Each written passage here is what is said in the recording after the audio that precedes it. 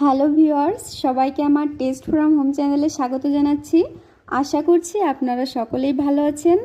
আজকে আমি তৈরি করব 2 কাপ আটা দিয়ে এই মজাদার গজা রেসিপি। খুবই রসালো আর খেতেও খুবই মজাদার। আপনারা এটি বাসায় তৈরি করলেই বুঝতে পারবেন এর স্বাদটা কত সুন্দর। তাহলে চলুন রেসিপিটা দেখে নেওয়া যাক। আমি এই গজাটা তৈরি করার জন্য এখানে 2 কাপের মতো আটা নিয়েছি। আপনারা আটা ময়দা যে কোনো একটু নিতে পারেন। দিয়ে দিচ্ছি কিছু কালো জিরা, সাথে দিব আর একটু লবণ। আমি চিনি দিই নাই, আপনারা চিনিটা অ্যাড করে নেবেন। সাথে দিচ্ছি আমি সয়াবিন তেল। সবগুলো উপকরণ দেওয়ার পর আমি হাতের সাহায্যে এভাবে সবগুলো উপকরণ মিশিয়ে নিচ্ছি। খুব অল্প উপকরণ দিয়েই এই সুস্বাদু গজা রেসিপিটি তৈরি করা যায়। এখন আমি এর ভিতর দিয়ে দিচ্ছি একটু একটু করে জল। আমি একবারেই বেশি জল না দিয়ে অল্প অল্প করে জল দিয়ে দিয়ে মাখিয়ে আমি এরকম একটা ডো তৈরি করে নিয়েছি। এখন এটাকে আমি 30 মিনিটের মতো রেস্টের জন্য রেখে দিব। এখন আমি চিনি শিরাটা তৈরি করার জন্য কড়াইতে আমি এখানে চিনি নিয়েছি আর একটু জল দিয়ে আমি এখন এটাকে জাল দিব। সাথে আমি দিয়ে দিচ্ছি আর একটু গুড়। আপনারা চাইলে গুড় নাও দিতে পারেন।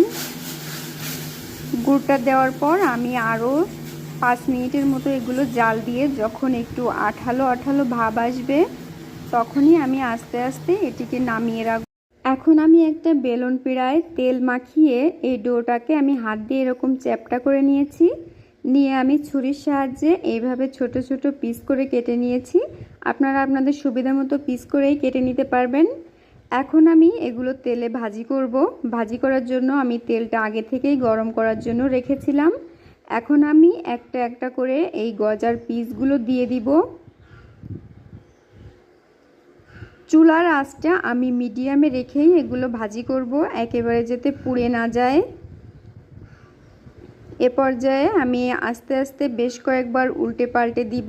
দিয়ে খুবই অল্প সময়ের মধ্যে এরকম লাল লাল হয়ে গেলেই আমি ভাজিগুলো শেষ করব ভাজি করা। একইভাবে আমি বাকি যেগুলো আমি পিস করে রেখেছিলাম সবগুলো ভাজি করে নিচ্ছি। এরকম পর্যায়ে আমি ভাজিগুলো শেষ করব। একেবারে কালো করে নিব না, পুড়িয়ে ফেলবো না, আধা ভাজা করেই আমি এগুলো রেখে দিব। এই যে আমার সবগুলো গজা ভাজি করা শেষ। এখন আমি যে চিনি শিরাটা তৈরি করে রাখছিলাম সেই শিরার ভিতর আমি এই গজাগুলো একটা একটা করে দিয়ে দিব। দিয়ে দেওয়ার পর আমি এটা কয়েক মিনিটের মতো জাল দিয়ে এই চিনি শিরাটা পুরোটাই শুকিয়ে নিব। জাল দেওয়ার পর যখন এর ভিতর চিনি শিরাটা যাবে বেশ কিছুক্ষণ আমি ঢেকে দিয়ে রাখবো যাতে এটা ভালো করে মিষ্টিতে পরিণত হয়। সাথে সাথে খেতে গেলে ভিতরটা মিষ্টি লাগবে না, তাই কিছুক্ষণ ওয়েট করতে হবে। বেশ কিছুক্ষণ পর খেলেই এটির আসল স্বাদটি পাওয়া যাবে। তাই আপনারা এটা চিনি শিরায় ডুবানোর পর বেশ কিছুক্ষণ সময় ধরে রেখে দিবেন। রেখে দেওয়ার পরই খাবেন। আমি 10 মিনিটের মতো ঢাকনা দিয়ে রেখে দিয়েছিলাম। রেখে দেওয়ার পর এই যে তৈরি হয়ে গেল আমার এই গজার রেসিপিটি। আশা করছি আপনাদের সকলেরই ভালো লাগবে। আর যদি ভালো লাগে তাহলে অবশ্যই আপনারা বাসায় ট্রাই করে দেখবেন। ধন্যবাদ সবাইকে, ভালো থাকবেন সবাই।